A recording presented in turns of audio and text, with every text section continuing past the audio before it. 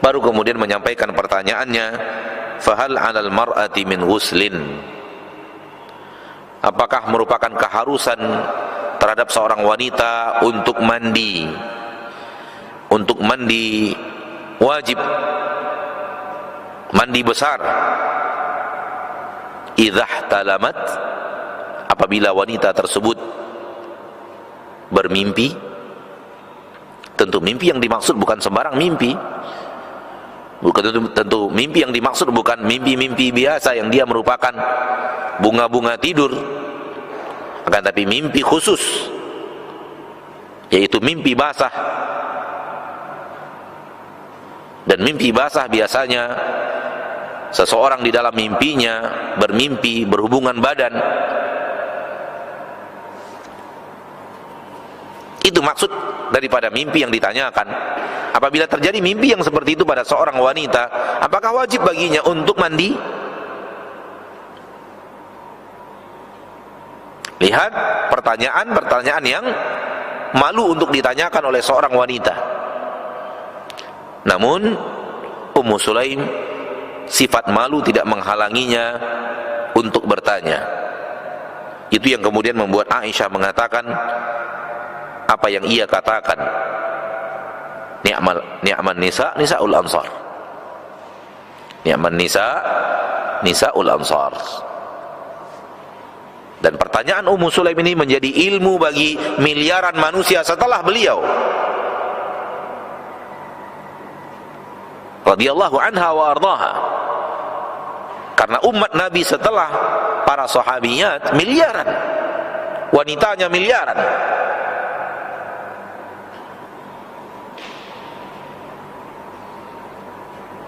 Dan apa yang ditanyakan oleh Ummu Sulaim kemudian menjadikan ilmu yang bermanfaat untuk miliaran umat Nabi setelah para sahabat meninggal dunia.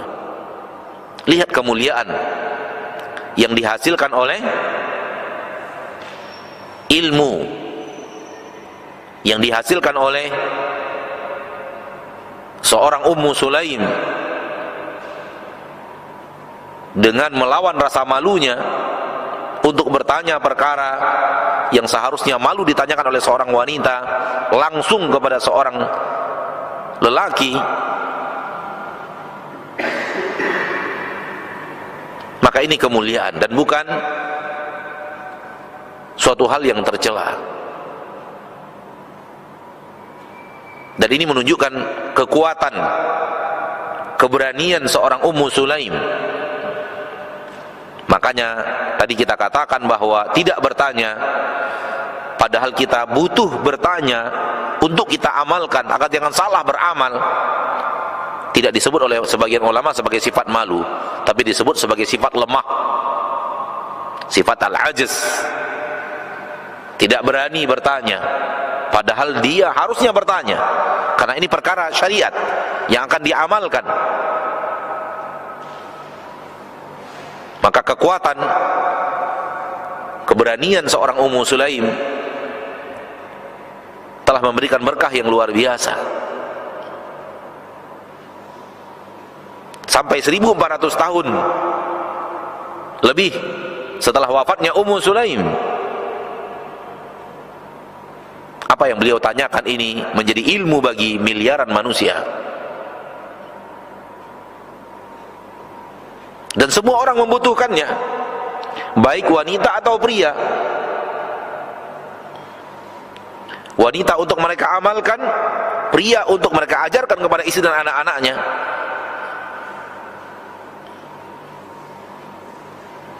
Ilmu-ilmu yang berhubungan dengan hal yang berhubungan dengan wanita, kita katakan dibutuhkan oleh wanita dan pria. Kaif? Bagaimana? Kenapa kok pria juga membutuhkan? Kita mengatakan bahwa pria, dia memiliki anak-anak wanita, dan dia memiliki istri yang akan dia ajarkan.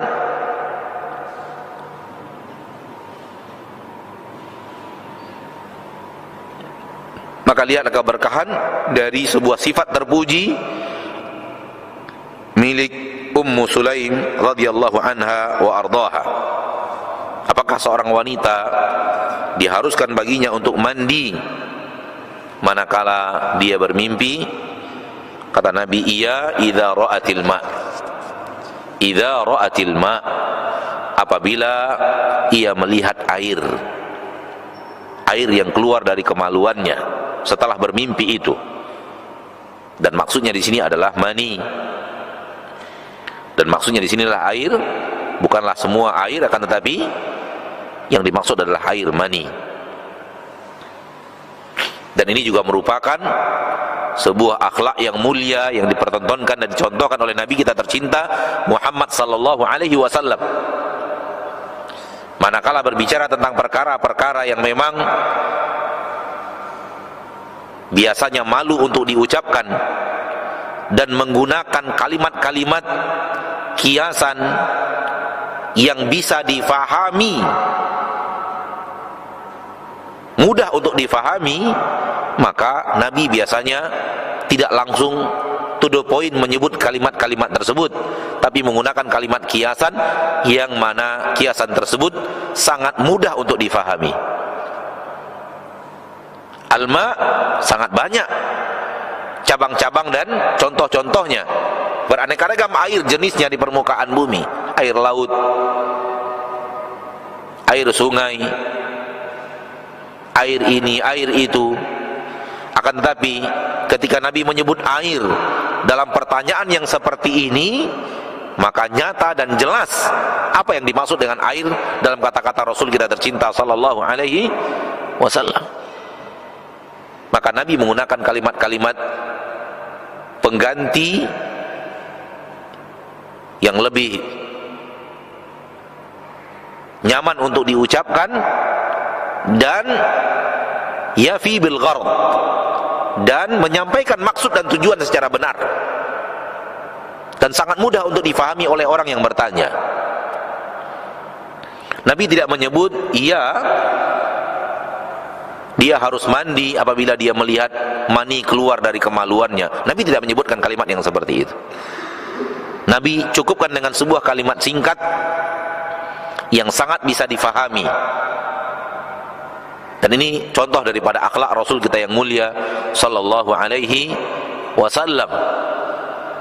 Dan sebisa mungkin seorang guru, seorang pengajar menggunakan kalimat-kalimat seperti ini kepada murid-muridnya, meniru Nabi kita tercinta Muhammad sallallahu alaihi wasallam, tapi dengan syarat mudah untuk difahami, mudah untuk difahami. Nah, ketika mendengarkan perkataan Nabi idza ra'atil ma, dia harus mandi apabila dia melihat air, faghattat ummu salamah wajaha, Ummu Salamah ketika itu menutup wajahnya dan bertanya, ya Rasulullah, wahai Rasulullah, wa tahtalimul mar'ah, apakah wanita juga bisa bermimpi? Kata sebagian ulama, pertanyaan Ummu Salamah ini karena beliau ketahui bahwa wanita tidak bermimpi.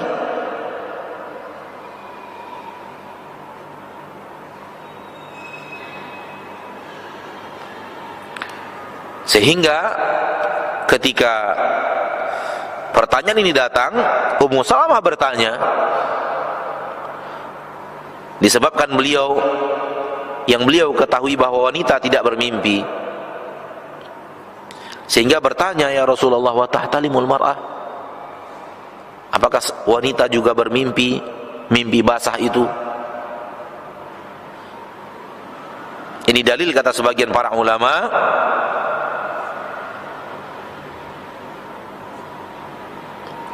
bahwa sebagian wanita mengalami mimpi itu dan sebagian wanita yang lain tidak mengalaminya.